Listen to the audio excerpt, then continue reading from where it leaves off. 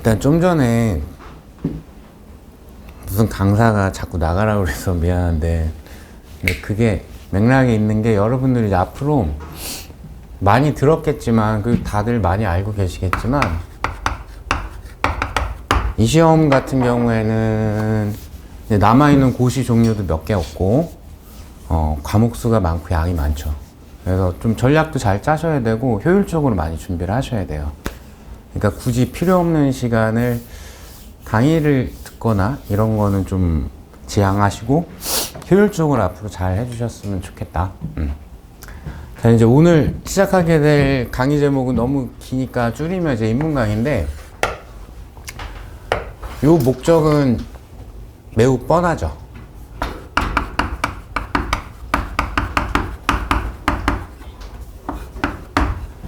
물리에 너무 아는 게 없거나 취약하거나 너무 싫거나 등등 여러 가지 사연이 있을 것 같은데, 어쨌든 확인해야 되니까 진입장벽을 최대한 낮춘다.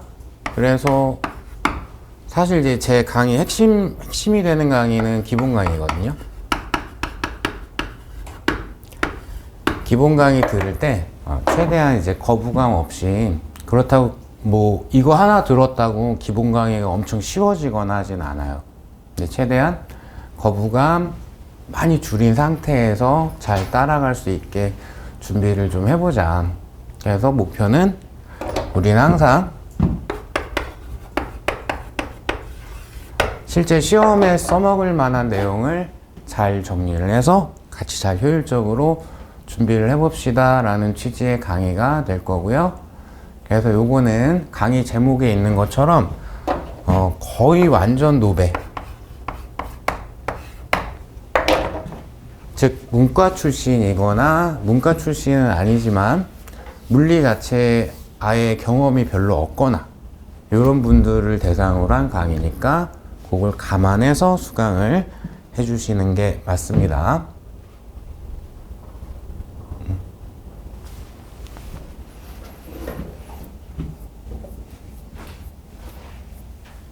그러면 이제 여러분들 오늘은 이제 첫날이고 첫 강의니까, 근데 내가 강의 한 지가 20년이 훌쩍 넘어가는데 이상하게 첫 개강일의 강의 첫 시간은 항상 너무 떨리네요.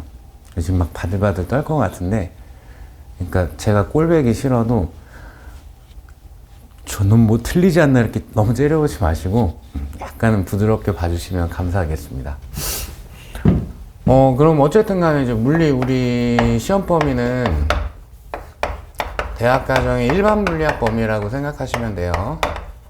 여기 이제 학교에 따라서는 일반 물리 1, 2 나눠져 있는 경우도 있고 한데, 그거 다 통합해가지고, 그렇다고 뭐 고등학교 물리에 비해서 어마무시하게 많냐, 그건 아니고, 고등학교 물리 과정에 약간 파트가 조금 추가되고, 그 약간 수학적인 내용이 좀 더 가미돼 있다? 그 정도 수준이라고 봐주시면 되고, 제 교재 기준으로 얘기를 드리면은 큰 단원의 제목이 역학, 연력학, 전자기학, 파동학, 그리고 마지막 현대물리, 이렇게 되어 있습니다. 아직은 뭐 상세하게 와닿진 않을 건데, 역학 같은 경우가 질점 역학이라는 게 있고요.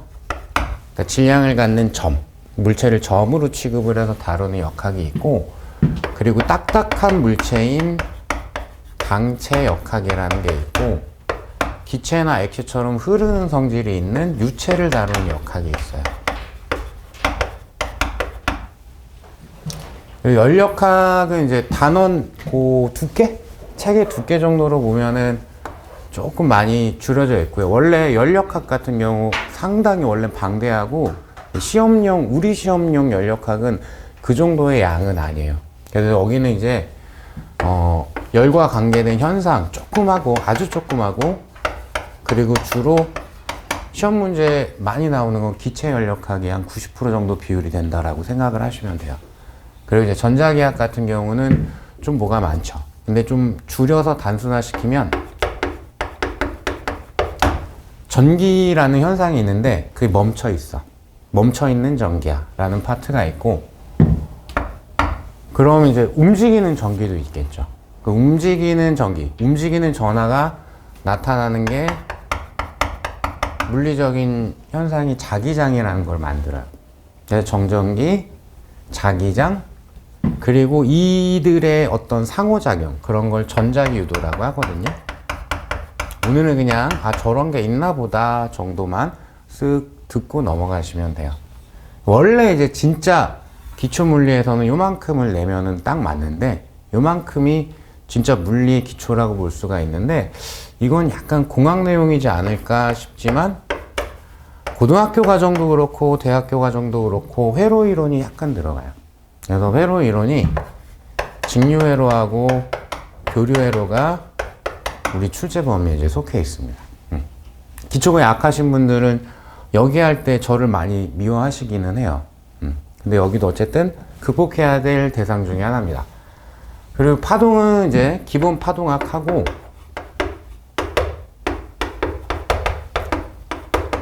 빛에 대해서 여러 가지 현상을 다루는 이제 광학하고, 이렇게 제 교재는 나눠져 있고요. 현대물리는 따로 언급하지 않겠습니다. 여러 가지 주제가 있고, 뭐 어쨌든 여러분들이 현대물리 같은 경우에는 쉽게 나왔을 때는 조금은 전략적으로 전부 다 정답을 맞추셔야 되는 그런 파트가 될 겁니다. 그거 이제 기본 강의까지 다 마무리되시면 어떤 의미구나 정도는 와닿으시게 될 거예요. 그래서 아직 출제 비율 이런 거 모르시는 분들도 꽤 있을 수 있으니까 그것만 소개를 해드리면, 여기가 3문제 나오고요, 1문제 나오고요, 3문제 나오고요, 1문제 나오고요, 여기가 2문제 나옵니다. 그래서 동일한 범위를 가지고 있는 다른 시험이랑 비교를 해보면 요게 살짝 뒤집혀 있는 느낌? 현대물리, 그러니까 10문제라면 현대물리 양이나 뭐 깊이 정도를 생각을 했을 때는 1문제가 나오면 적당한데, 여기가 2문제가 나오고 파동이 1문제가 나와요. 우리 시험은 이제 그런 비율, 비중을 가지고 있구나, 이렇게 얘기를 드릴 수가 있겠네요. 그렇다고 출제 개수가 내가 조절해야 되는 강약 조절은 절대 아닙니다. 이건 기본 강의 시작하면서도 또 잔소리를 할 건데, 제가 알기론 이제 물리하고 많이 비교되는 과목이 화학이니까, 화학 같은 경우는 뭐 암기형 파트, 그 다음에 계산 많이 요구하는 파트, 이게 약간은 조금은 나눠져 있나 봐요.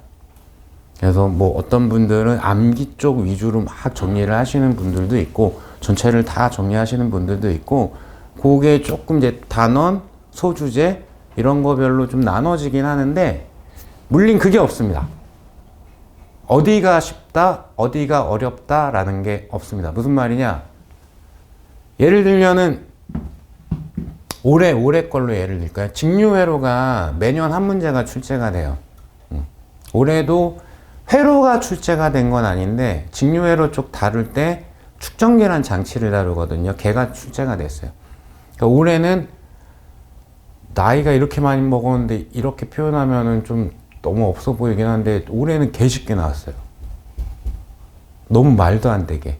그러니까 안 버렸으면 그냥 누구나 맞출 수 있는 수준으로. 그 정도로 쉽게 나왔어요. 즉, 직류회로 어렵게 나오는 애는 말도 못하게 어렵게 나와요. 이게 물리 과목 이 시험에서의 단점이에요. 여기는 항상 쉽게 나와, 여기는 항상 어렵게 나와가 없습니다.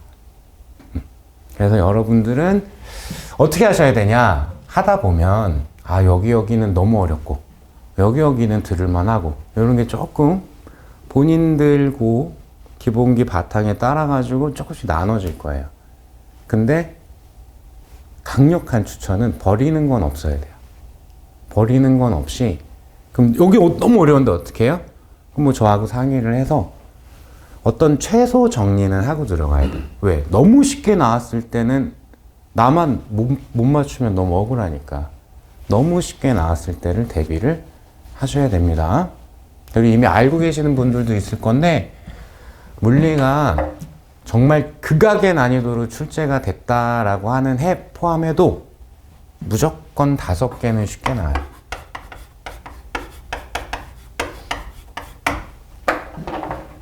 따라서 내가 시험장에서 안 떨었어. 여기 5개 맞추는데 집중했어. 그럼 플러스 알파겠죠. 물리 득점은 5개에서 뭐 잘 찍었어. 뭐 하늘에 계신 분이 도와주셨어. 뭐 7개도 될 수도 있겠죠. 내가 엄청 기초가 없음에도 불구하고. 그러니까 영순위는 장기적인 영순위, 시험 직전까지의 영순위는 쉽게 나오는 5개를 꼭 맞춘다예요.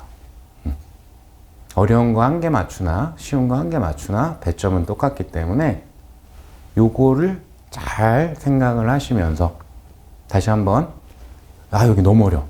그래도 미니멈으로는 정리하고 대비를 하셔야 된다. 자, 그렇고요.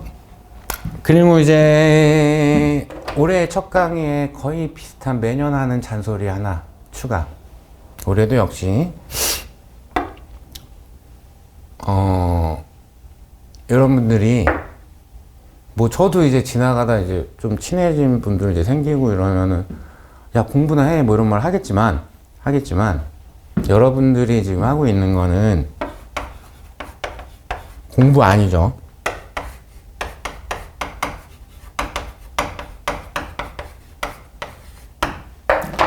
시험 준비입니다. 공부는 나중에 별일 되시고 그때 이제 자기가 주력으로 다루는 파트에 대한 걸 열심히 공부하시면 될 거고 전략적으로 시험에 합격하기 위한 준비를 하셔야 되는 거지. 가끔씩 이랬으면 좋겠긴 한데 물리 너무 재밌어. 그 막 너무 들어가서 막 이런 것까지 막 꼼꼼하게 다 따지면서 그걸 막 물어보려고 하는 사람들이 매우 드물게 매년 몇 명은 생겨요. 중학반에도 있고 작년 같은 경우에도 일반 단과분들 중에도 있었고 한데 그러면 제가 되게 못됐게 얘기를 해요. 그때 상처받지 말라고. 왜냐면은 그거 해서 뭐 할 건데. 그 시간에 그냥 조문을 하나 더 읽고 판례를 하나 더 보세요. 그거 뭐 할 건데 그거 해가지고.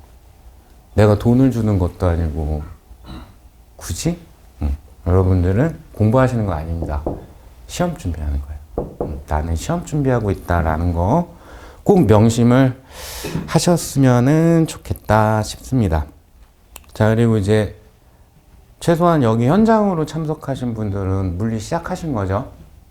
이제 되돌릴 수 없습니다.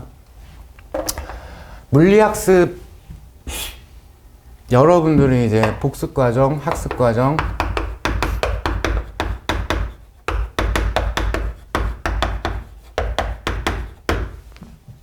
꼭 지켜야 되는 영순위. 자, 인문 강의를 수강을 하고 있다라는 거는 베이스가 아주 튼튼하진 않다라는 뜻이겠죠. 없다라고 표현하진 않을게요. 그런 분들은 이거 하면 안 됩니다. 내가 한 3에서 4개월 동안 드립다 해가지고 물리 한 번을 깔끔하게 빠뜨리는 거 없이 잘 마무리했어. 잘하셨어요. 그리고 한 2달 정도 막 다른 거 밀린 거 있어가지고 그거 막 했어. 그리고 다시 물리를 보잖아요. 허언 아니고 겁주는 것도 아니고 과장도 아니고 장담할게요. 다 까먹었습니다. 베이스가 없으면 부족하면 텀이 길잖아요. 겁나 빨리 휘발돼요. 물리가.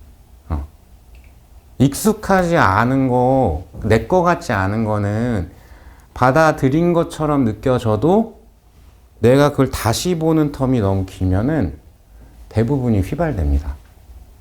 따라서 오늘 이제 시작하셨으니까 시작을 일단 했으면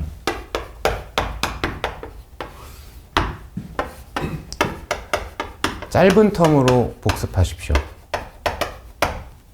계속 반복하고 지겨워도 자꾸 읽어보고 질문도 계속 던지고 짧은 텀으로 주기적으로 계속 학습을 하셔야 됩니다. 이번 주에 내가 이렇게 하다 보니까 물리에 쓸 수 있는 시간이 아예 없어. 그러면 딱 일주일 통틀어서 30분도 좋으니까 30분이라도 들여보세요. 반드시. 일단 시작했으면 거르는 주는 없어야 됩니다. 왜? 휘발되니까. 딱 내 걸로 꽂히기 전까지는 엄청 잘 까먹으니까 자꾸 아주 짧은 텀으로 반복하시는 게 좋습니다. 그리고 여기에 대한 건 이제 진행하면서 개별적으로 저하고 상의를 하시는 것도 매우 추천을 드려요. 그러니까 어떤 사람은 한 번에 좀 몰아서 봐야지 어느 정도 진도를 나갈 수 있는 사람이 있고, 노베긴 한데 하다 보니까 짧은 시간에 그래도 꽤 상당한 양이 눈에 들어오는 사람도 있고, 그게 다 천차만별이거든요. 그럼 너무 느려. 보는 게 너무 느려. 그런 사람들한테 매일매일 보라고는 못하겠죠. 그렇게 하지 말고 일주일에 2번, 1번 정도만 진행을 하는 게 좋을 것 같다. 그 일주일에 뭐 오후 시간 하루를 빼던가 이렇게 해가지고 하면 좋을 것 같다. 이 시간이 비니까. 그런 식으로 이제 조율을 해가면서 진행을 할 거고, 종합반 분들 같은 경우에 초반에 수강하는 강의 수가 좀 많다 보니까 복습 시간이 잘 안 나올 거예요. 자연과학 같은 경우 특히 좀 많이 좀 안 나올 거예요. 그러면 욕심은 부리지 말고 그냥 그 전날 또는 직전에 수강했던 거를 훈련 수준까지는 하세요. 강의 듣는 건 내가 학습한 건 아니에요. 그쵸? 본인들이 학습한 건 아니, 그냥 들었을 뿐이지. 바로바로 읽어주지 않으면 역시 또 휘발됩니다. 그리고 기본 강의에서 역학 마무리 될 때쯤에 뭔가를 또 얘기를 할 거예요. 앞으로는 어떻게 하세요? 라고 얘기를 또 던져 드릴 겁니다. 자, 요거는 시작했으면은 꼭 지켜주셔야 됩니다. 수단과 방법을 가리지 말고. 잠을 줄이면 안 되지. 잠은 충분히 수면은 취하시되 어떻게든 짜투리 시간 조금이라도 내가지고, 그러니까 말은 안 되지만, 나 물리 보면서 쉴래. 인상 쓰지 말래니까 오늘은. 물리 보면서 잠깐 쉬었다가, 이제 민법 봐야지. 뭐 이런 식으로라도. 조금씩이라도 자꾸 들여다 보셔야 된다. 자, 그 다음. 이제 본격적으로 진도를 한번 나가봅시다. 1페이지. 요것 때문에 첫날은 필요 없다라고 판단되면은 듣지 말라고 얘기를 했었거든요. 인강 들으시는 분들도 마찬가지예요. 내가 대부분의 미적분 할 줄 알고 삼각함수가 뭔지 정도는 알아. 그럼 이제 벡터 스칼라는 교과 과정에 따라서 아예 본 적이 없는 분들도 있을 수 있으니까 이과 계열이라고 하더라도 그냥 벡터 그 내용부터 쭉 들어서 수강을 한다든가 조금 요령을 피우셔야 됩니다. 발음이 왜 이러니? 자, 그러면 챕터 첫 번째 거 물리학과 수학. 앞쪽에 막 이것저것 뭐 썰을 풀어놨죠. 그건 뭐 강의 내용은 아니고, 물리는 과학 중에서, 기초과학 중에서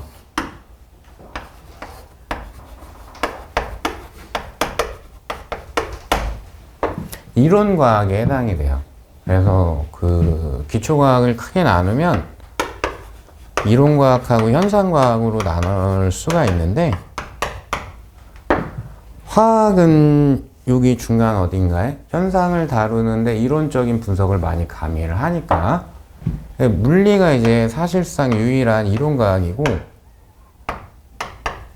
화학은 조금 중간에 위치하고 있고, 생물, 지학이 기초과학 중에서는 현상과학에 속합니다. 그러면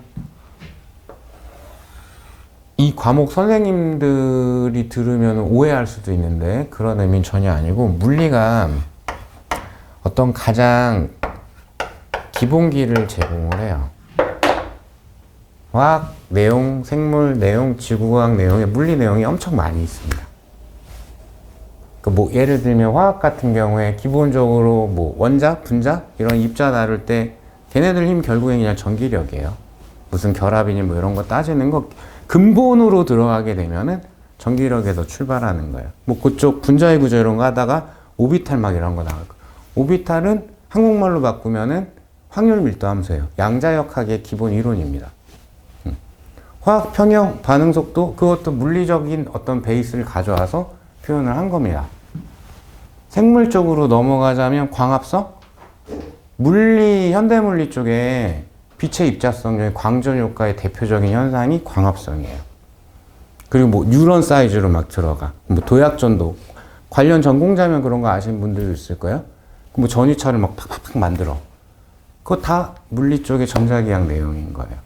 농도 기울기가 어쩌고 저쩌고 해가지고 수소이온 이용하면서 ATP가 뭐 생겨. 그거 다 물리를 근간으로 하는 거예요. 지구과학은 뭐 말도 할 것도 없죠. 너무 많이 나오죠.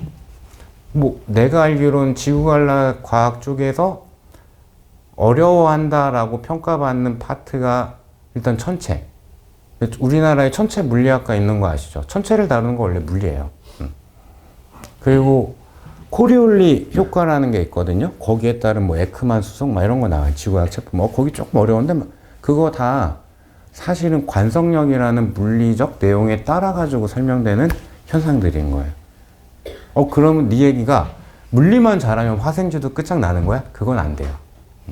원래는 그런데.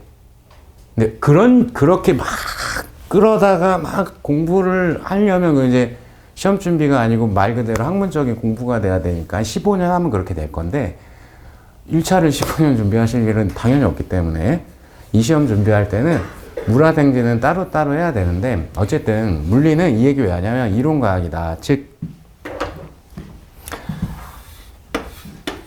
자연 법칙을 다루는 그리고 요거를 최대한 간결하게 표현하는 거를 매우 선호하는 내용인데 가장 간결한 방법이 뭐야를 찾아보니까 옛날 사람들이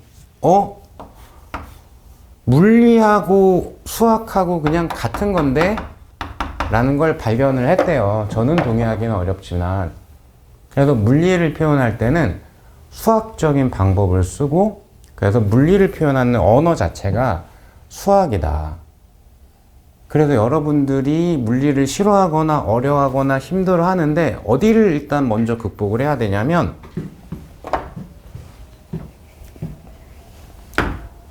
수식과 기호가 많이 나오죠. 아직 뭐 나하고 해본 거는 아무것도 없긴 한데 물리책 딱 피면은 다 식이야 막. 그래서 덮어. 근데 이제 시험 보셔야 되니까 덮으시면 안 되고 오늘부터는 그럼 어떻게 해야 되냐?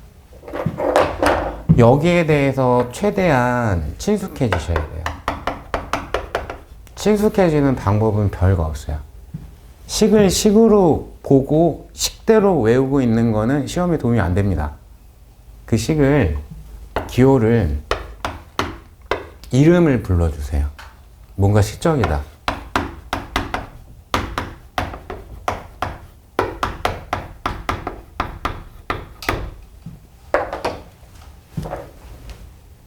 그 기호마다 한글 이름이 다 있지 않겠습니까? 그쵸? 뭐 예를 들면은 나랑 할 건데 뭐 그나마 이게 가장 익숙할라나?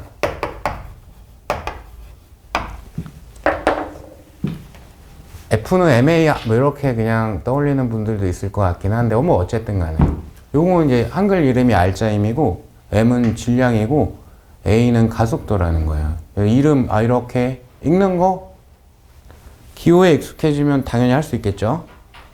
그리고 약간의 문구를 쭉 음미해 보시면 돼요. 알짜임이라는 게 있어. 그게 뭔데? 질량을 갖는 어떤 대상한테, 질량이 있는 물체한테 가속도를 생기게 하는 거야. 라고 그냥 살짝 자기 마음대로. 근데 이걸 벗어날 수는 없거든요, 어차피.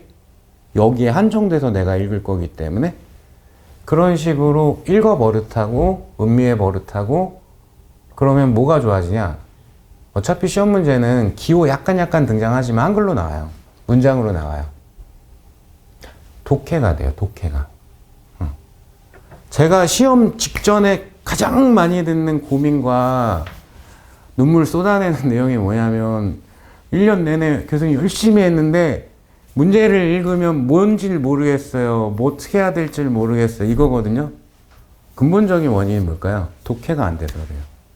이거 읽었더니 이 내용이 어디서 봤던 내용들이 소개가 되어져 있고부터 떠올리기 시작을 하면서 아, 못 써먹어야지 이게 되는 건데, 뒤로 가면 마음이 급해지거든. 급해지면 압축된 걸 자꾸 보려고 하니까, 압축된 걸 보려고 하면 소위 여러분들이 얘기하는 공식집 위주로 자꾸 보려고 해요.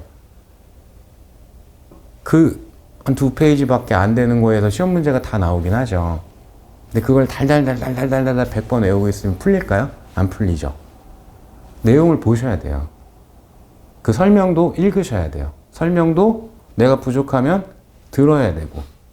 그래서 최대치로, 여기서 최대치는 시험에 필요한 수준까지만, 그 정도까지 이해할 수 있으면 이해를 하고 넘어가야 독해가 되고 풀이 방법이 떠오르고 조금 연습하면 속도가 생깁니다. 그렇게 좀 친해지셔야 된다, 식하고. 그래서 자꾸 한글로 표현을 해 버릇을 해야 됩니다. 그걸 문장으로 쓰라는 얘기 아니에요. 써 있는 걸 보고 한글로 마음속으로, 속으로 쭉 읽어보라는 뜻이에요. 한글로. 반드시. 특히 내가 거기에 낯선 게 많다라는 분들은 자꾸 한글로 떠올려보는 그 훈련이 좀 필요해요. 자, 그리고 쭉 뭐 가다 보니까, 함수라는 말, 이제 약간 수학 얘기 조금씩 들어갈 것 같긴 한데,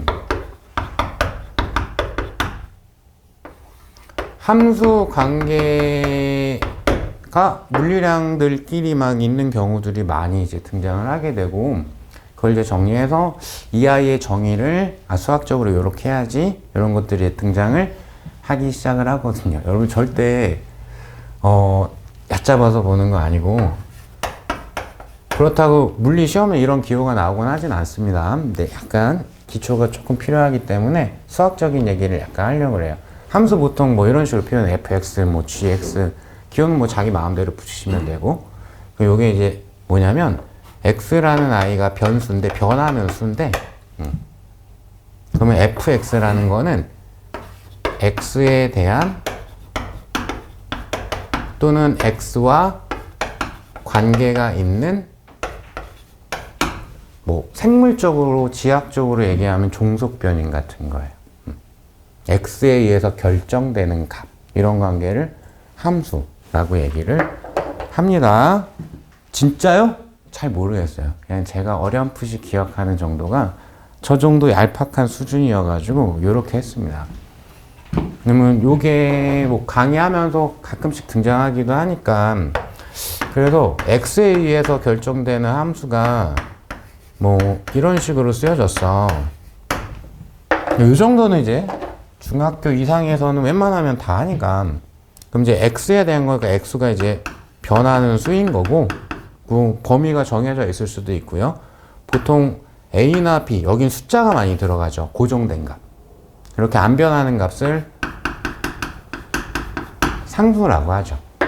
그냥 이거 하나 소개만 하는 건데, 중력의 일반식이 이렇게 되거든요. 여기에서 얘는 상수예요, 상수. 그럼 요거 m이라고 표시한 건 이제 질량을 표현을 한 건데, 이제 질량은 이제 어떤 물체가 질량이 얼마짜리냐 등으로 주어졌을 때 내가 대입해주는 값에 해당이 될 거고, 진짜 변수는 뭐냐면 얘가 변수가 되는 거예요.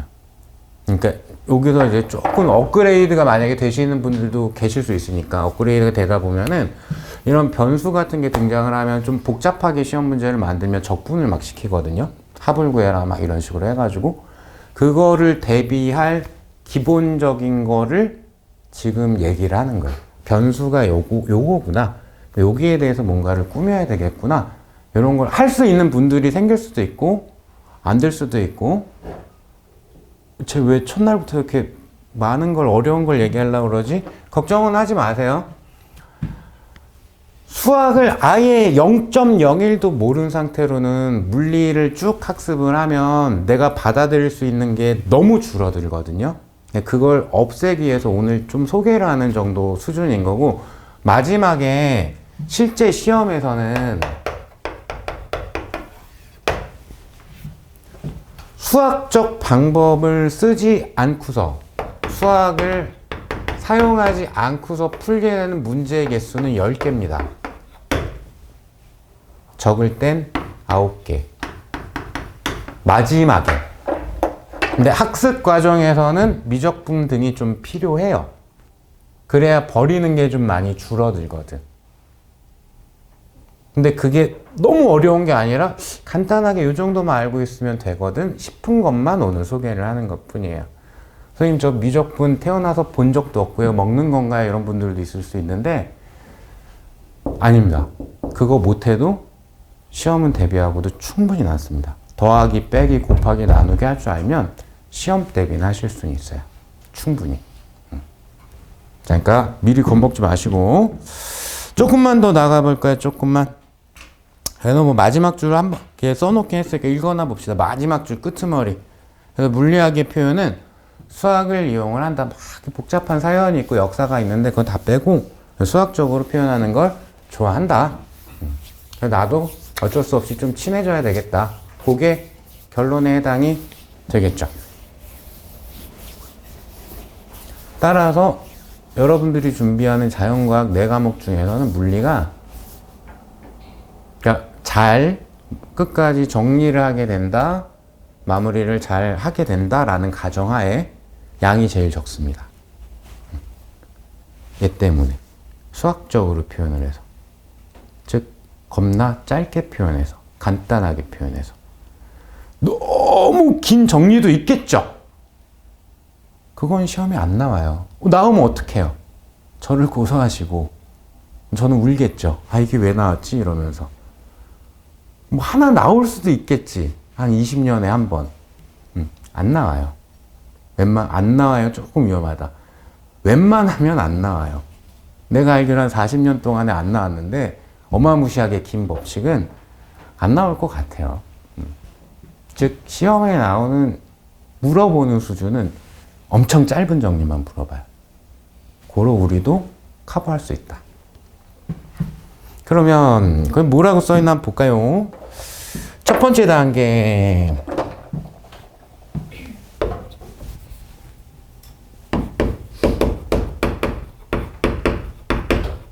변화율과 면적이라고 소개가 되어 있는 아이가 있죠.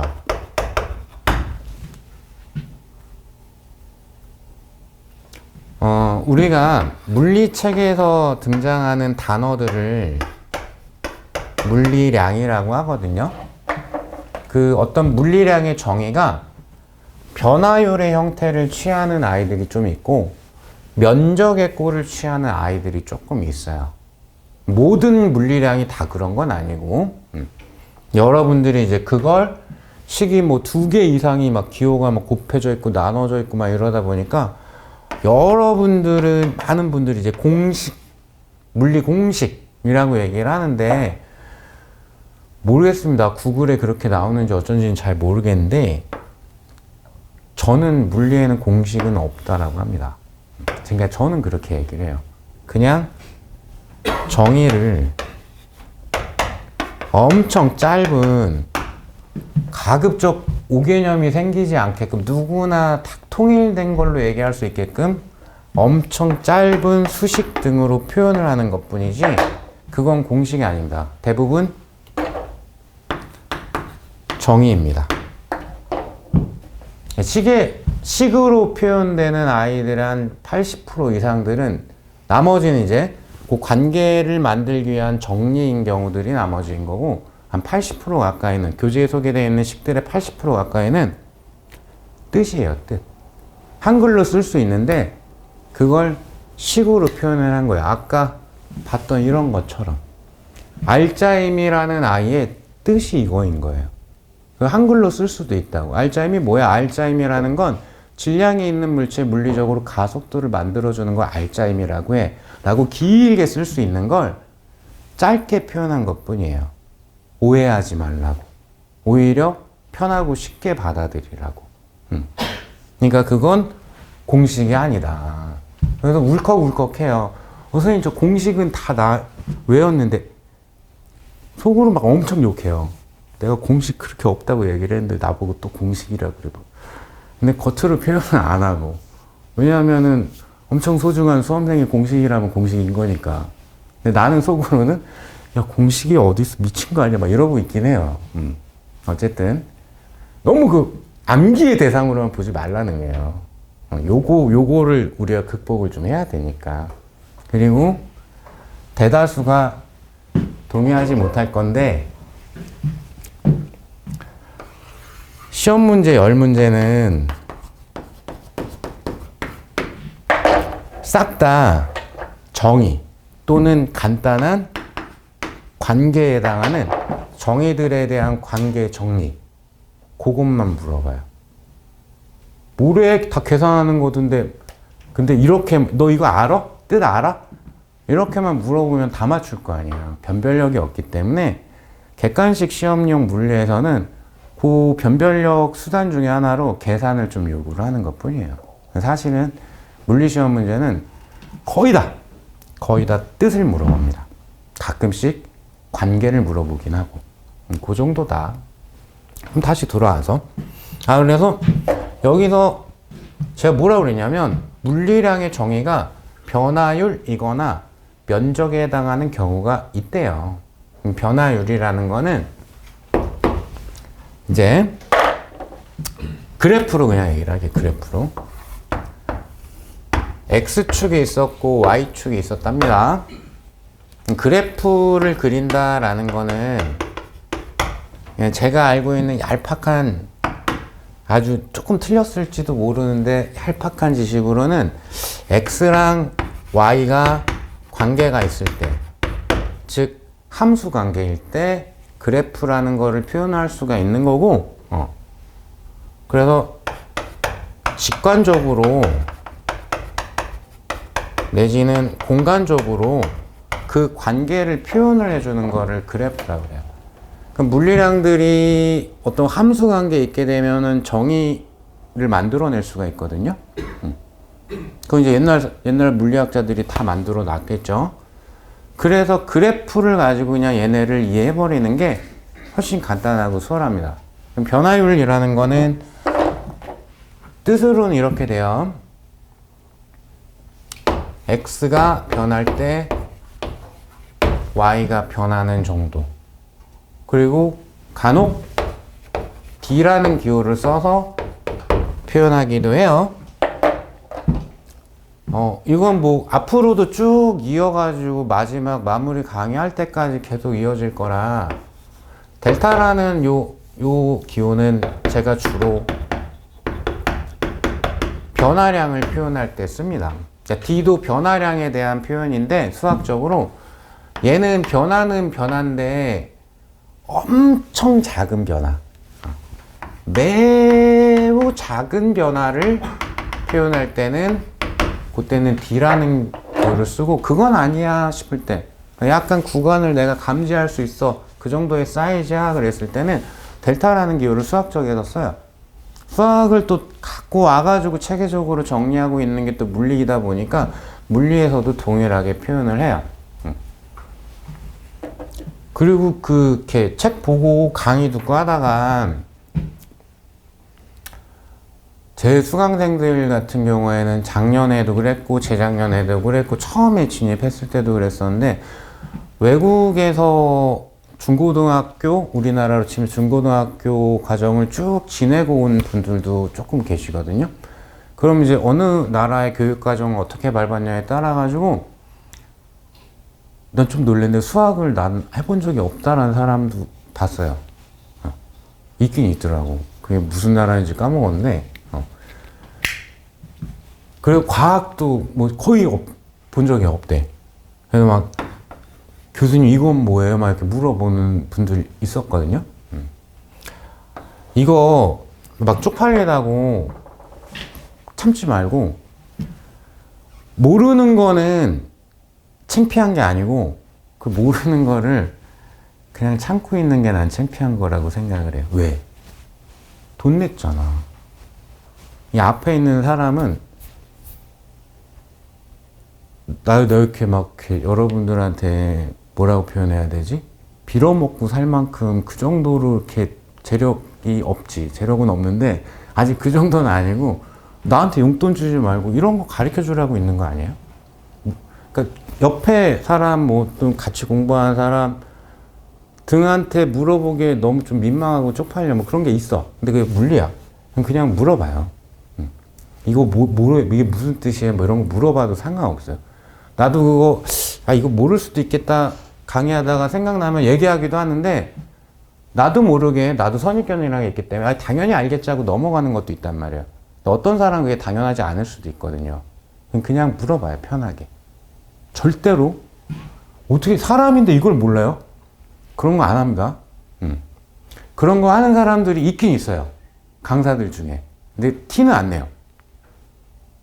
왜냐면은 그걸 먹고 살아야 되는데 이걸 몰라? 이래버리면 그쵸? 그 수업 못 듣죠. 그 강사 못 믿죠. 그러니까 모든 강사들은 그걸 티를 내진 않아요. 내가 그렇다. 나는 아예 마음속에 그런 마음이 없고 고로 과목 불문하고 모르면 무조건 가서 괴롭히십시오. 집에 가서 막 소주 먹으면서 막 욕을 할 수는 있겠지. 상관없어요. 그럼 그 인간 사정인 거고 난 모르겠거든. 물어보세요. 물어보시고 이건 지금 하면 안 되는 건데 혼도 나고 가끔씩 왜 이걸 지금 보고 있어? 이럴 수도 있겠죠. 필요 없으면 계속 물어보셔야 된다. 지금 수강하고 있는 과목에 대해 가지고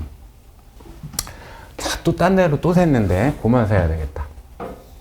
어쨌든 약간 감지 가능한 사이즈의 변화야? 그럼 델타란 기호 쓰고 매우 짧은 구간이야? 그럼 D라는 거를 쓴다.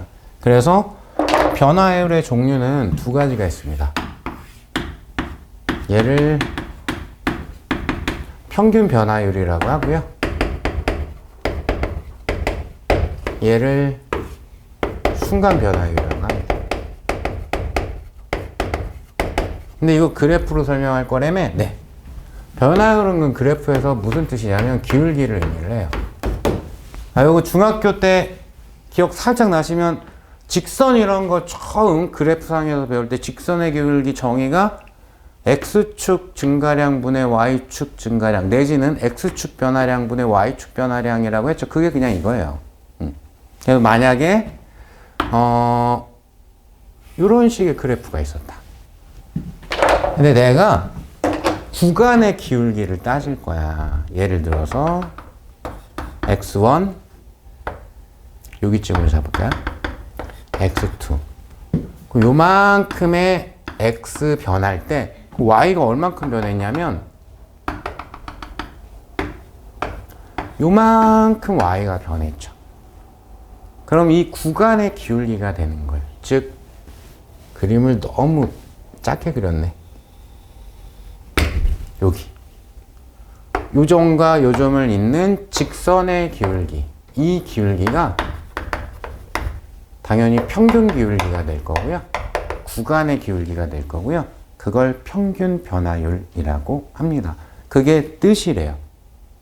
X 변화량에 대한 Y 변화량이 그게 평균 땡땡땡이라는 아이의 뜻이래요. 속도라는 건 시간에 대한 위치의 변화예요. 그럼 평균 속도는 뜻이 뭘까요? 어느 널찍한 시간 동안의 총 위치 변화. 시간 변화하는 동안에 위치가 변한 정도. 그게 평균 속도. 이런 거의 뜻이 되는 거예요. 그러면 우리 대표적인 거 특히 문제아가 좀 많이 되는 대표적인 물리량들이 뭐가 있냐면 방금 얘기한 속도. 요거 변화율이 뜻이야.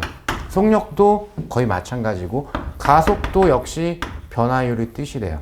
그리고 지엽적이긴 한데 시험에서는 자주 물어보지는 않지만 일률이라는 것도 있어요. 이것도 변화율이에요. 그리고 전자기학 쪽으로 들어가게 되면 전자기 유도 현상에서 유도 기전력이라는 거 나와요. 이거 외에도 몇몇 개가 더 있는데 특히 문제화해서 많이 만드는 변화율이 이 정도가 나와요. 소개하자면 얘네가 변리사 시험 통틀어가지고 전년도를 다 통틀어가지고 얘네가 변화율로 출제된 아이들 90% 이상이에요. 그러니까 사실은 줄여놓고 보면 많지는 않다. 근데 이거 외에도 뭐 또 몇 개 좀 있긴 하죠. 그렇구나. 그러면 순간 변화율은 뭔데? 예를 들어가지고 여기가 x3였다라고 칩시다. 그러니까 말 그대로 그냥 쉽게 보면 돼. 쉽게. 직관적으로. 쉬운 게 최고니까. x3 여기에 해당하는 순간적인 변화. 이런 거를 보통 순간 기울기 내지는 접선의 기울기라고 하죠. 그러면 변화율인데 평균값이면은 어떤 표현을 할까요? 보통 이런 식으로 합니다. 이 변화율에 해당하는 물리량이 교재에 있는 것처럼 라지 Y라는 물리량이었다. 뭔진 모르겠는데. 그래서 X1에서 X2까지의 Y는 그러면 이게 구간이 좀 감지 가능한 정도의 사이즈가 되지 않았습니까? 따라서 평균 기울기를 물어본 거예요. 근데 만약에 X3에서 그러면 이건 거의 점에 가까운 구간을 물어본 거잖아요. 그쵸? 이건 그냥 순간을 물어본 거예요. 얘는 평균값을 물어본 거고 얘는 순간값을 물어본 거예요. 단순히 이렇게 나눠지는 거예요. 변화율이 뜻인 I는 기울기인데 관계에 대한 기울기, 변화량분의 변화량인데 좀 구간에 대해서 물어보기도 하고 순간적으로 물어보기도 한다. 이렇게 기억을 해주시면 되겠습니다. 그리고 우리는 순간 변화율 구하는 방법을 미분이라고 하죠.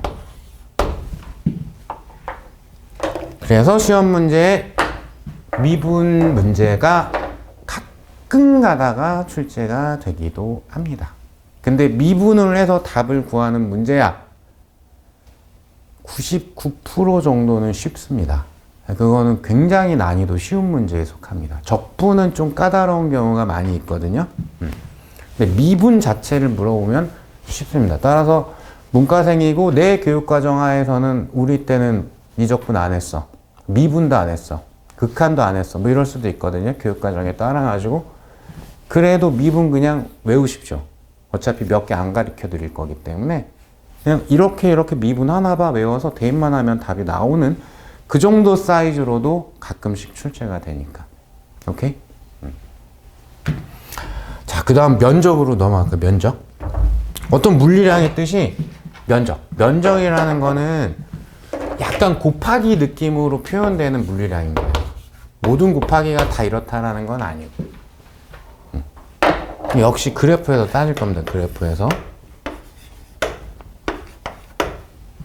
그래프에서 따질 건데, 야, x에 대해 가지고 y가 결정이 되는 관계가 있는데 y가 모든 x에 대해서 다 같은 값이야. 그럼 만약에 이제 여기까지 0에서부터 여기까지 면적을 구해. 이건 초등학교 졸업하면 할 수 있죠. 왜? 사각형이니까.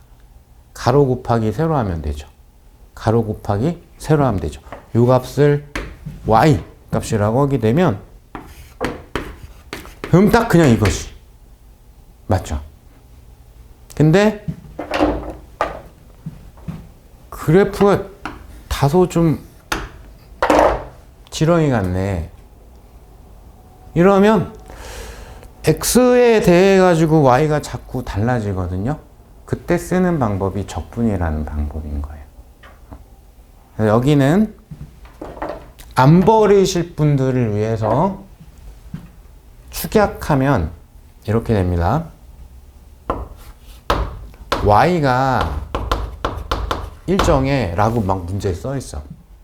나중에 뭐 1이라는 거 막 할 건데 일정한 힘이 작용하여 어쩌고 뭐 이렇게 써 있어. 그러면 그 F라는 일정한 힘, 그 Y인 것 같은데 그게 일정해. 그럼 그냥 단순 곱하기야. 이 사각형 면적이니까. 그냥 이대로 그냥 하면 돼. 근데 Y가 변해. 그 얘기는 요게 이제 적분 기호고 적분을 해야 된다는 뜻이 돼요. 내지는 딱 뭐 그래프 자료가 있었는데 직선 형태인데 y가 좀 변해. 그럼 실제 면적을 따로 계산을 해야 된다. 단순 곱하기로는 안 된다라는 뜻이에요. 이유가 면적이 물리량의 의미이기 때문에. 그냥 곱하기가 개 뜻이 아니고 하필이면 관계를 표현했을 때 면적이 그 아이의 뜻이기 때문에 그래서 어쩔 때는 단순 곱하기 하게 되고 어쩔 때는 실질적인 면적을 구해야 되고 이렇게 관계가 좀 나눠질 수가 있다. 자, 이건 약간의 여담이긴 한데 이 적분기호, 인테그랄의 이 적분기호는 합을 구한다라는 뜻이 간단하게 소개만 할게요. 요거 시그마라는 기호고 다 더해 라는 뜻이에요.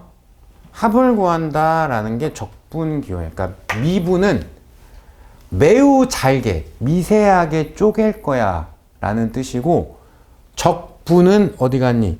적분이라고 안 썼네.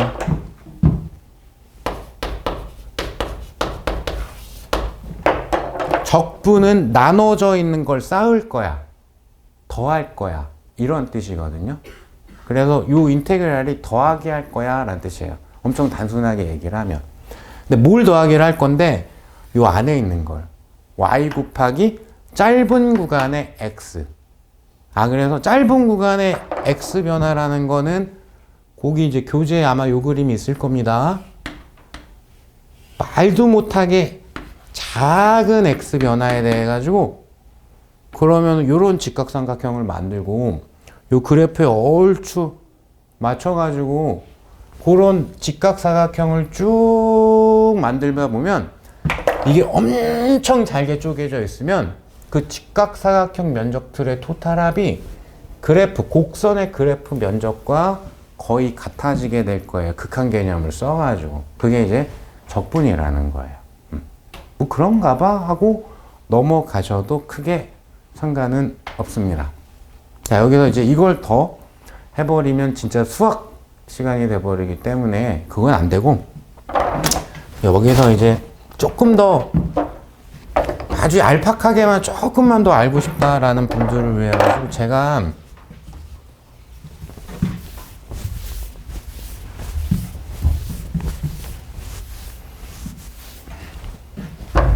강의에서 하기에는 좀 애매하고 내지는 요거가 이제 좀 교재 전반적으로 펼쳐져 있어가지고 모아서 좀 압축해서 표현할 필요가 있고 막 요런 내용들 추리거나 한 절반 이상은 또 요청을 받아가지고 만드는 게 이름을 참 제가 장명 센스가 없어가지고 짜투리 특강으로 만들어 놓은 게 있거든요. 일단 거기에 요것과 관계해가지고는 이름을 길게 쓰면 어차피 필요 없으니까 문과 출신을 위한 뭐였더라? 깊이 없는 미적분? 수학 선생님이 아마 이 영상을 보거나 이러면은 엄청 쌍욕을 하실 거예요. 미친 거 아니에요? 이게 어떻게 미적분이냐 뭐 이럴 수도 있는데 그냥 문과생이 물리 시험 준비를 하기는 해야 돼, 이 시험. 요렇게라도 조금 알면 좀 도움이 될까 싶어서 그 정도로 추려놓은 거. 그런 영상하고 자료가 있고요. 그리고 이제 물리 학습하는 데 필요한 내가 적어 오긴 했는데 뭐였더라 이름이? 도형과 각도.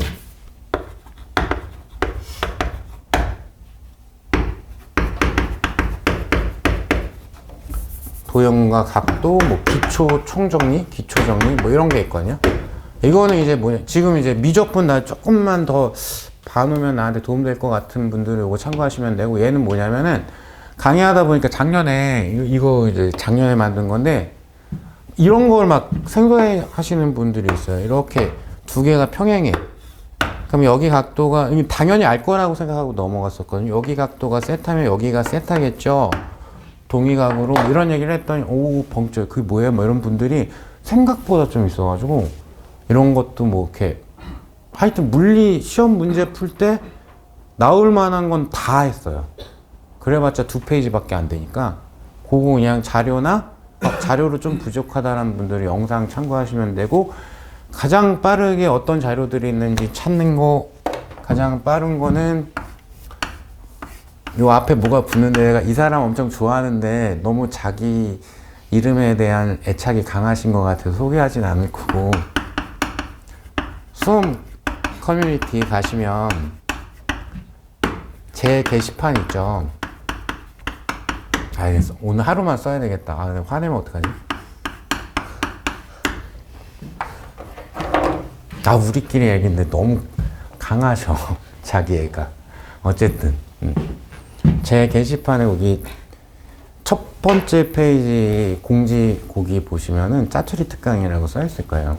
지금까지 올려놨던 자료들 이런 거 쭉 있으니까 나중에 이제 학습하는 과정에서 이런 거 필요할 것 같다 싶은 것들 이제 가끔씩 찾아보셔가지고 필요한 것도 보시고 만약에 거기에 없는데 나 이런 게 있으면 좋을 것 같아 이러면은 저한테 얘기를 하시면 그거 필요하겠네요. 제가 판단이 되면은 빠른 시일 안에 또 제작을 해서 영상하고 자료하고 올려놓고 이렇게 진행을 하겠습니다. 참고하시면 좋을 거예요. 자, 거기 이제 나중 얘기인데 역학 전체에서 이제 도르래가 앞쪽에서부터 강철각까지 쭉 등장을 하거든요. 물론 그때마다 다 설명을 합니다. 근데 그걸 어쩌면 통합적으로 한 번에 쫙 정리된 거를 한번 보는 게 좋을 수도 있을 것 같아 싶어가지고 만들어 놓은 자료도 있고, 그런 거는 역학 실력 쌓는데 굉장히 도움이 돼요. 쫙 모아서 보는 것도 좀 필요하거든요. 그리고 어떤 분들은 특히 이제 베이스가 조금 부족하신 분들은 힘 막 분석하고 막 합구하고 분해해서 보고 막 이런 거 할 때 되게 힘들어하는 경우가 있어요. 그래서 또 친절한 내가 어떻게 했냐, 시험에 나올 만한 것만 완전 찝어가지고 그것만 모아서 자료를 만들어 놨어요. 그러니 어떻게 도움이 안 되겠어요. 재수없는 표정 하지 마시고 너무 분위기들이 엄숙하신 것 같아가지고 의욕이 너무 과하신 것 같아서 잠깐 헛소리 했습니다. 어쨌든 필요한 거 있으면 얘기하시면은 좋겠습니다. 자, 그렇게 이제 진행을 하시면 될 것 같고요. 조금만 쉬었다가 넘어가기 전에 하나만, 요건 방금 생각이 났네. 여기는 요 정도가 얘라고 그랬죠. 얘 같은 경우에는 적분이 내지는 면적이 뜻인 아이 대표적인 걸 골라라고 하게 되면 역학에서 1이라는 거였어요. 1. 그리고 역학에서 충격량이라는 거였어요. 그러니까 정의를 적분 문제로 출제하겠다면은 이거 두 개일 확률이 역시 90% 이상입니다. 정의 쪽에서 적분 문제를 내겠다라고 하게 되면. 근데 아까 내가 잠깐 언급했는데 적분은 좀 어려운 거일 수도 있다라고 했거든요. 시험 문제 나왔을 때. 왜냐면 적분이라는 거는 합을 구하는 문제이기 때문에 그냥 아무거나 해봅시다. 직선상에 동일한 물리량이 점으로 막 분포가 되어 있었대요. 여기서부터 여기까지. 근데 이 점에 의해서 이 직선에서 떨어진 요 지점에 어떤 물리량을 막 만들어. 요 점은 막 이런 식으로 만들어. 요 점은 막 이런 식으로 만들어. 막 크기도 요 거리 막 이런 것들에 의해서 막 결정이 돼. 그래서 여기서의 합성된 값은 얼마나 이렇게 질문할 수 있거든요. 그럼 어떻게 됩니까? 모든 점들에 의해서 만들어진 거에 합을 구해야 되죠. 합. 그럼 적분이 되는 거예요. 그러면 약간 난이도가 올라가요. 그래서 올해 내가 좀 욕 먹고 싶어. 물리 풀다가 울게 만들고 싶어. 그럼 이거를 굉장히 꼬아서 내면 매우 빡센 문제도 만들 수 있게 돼요. 아예 계산 자체가. 내용은 간단해도. 그런 거 수단으로도 활용이 되지만 나올 확률은 매우 떨어집니다. 잘 안 나와요. 한 4, 5년에 한 번 정도씩 나오니까 내년에 나올 때 됐겠다. 장난이고 잠깐 쉬었다 가겠습니다.